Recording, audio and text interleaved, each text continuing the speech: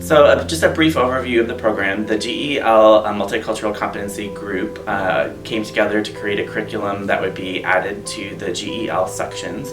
And so voluntarily, different faculty members will invite us in to facilitate 110 minutes of multicultural competency curriculum. In that curriculum, we go over, we give students the opportunity to explore their own self-identity as well as trying to understand the identities of others and how sometimes those things intersect.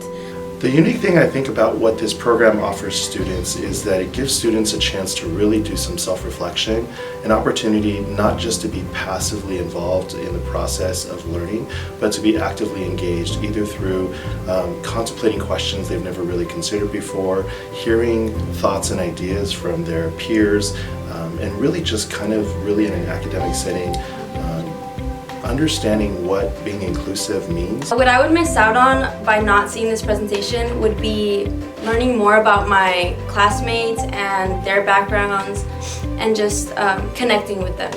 I think the program has made a positive impact in that it has started the conversation around multicultural competency and the concepts of power and privilege. We introduced the concept of challenge by choice, and they start to take up their own self-identity and start to find their voice.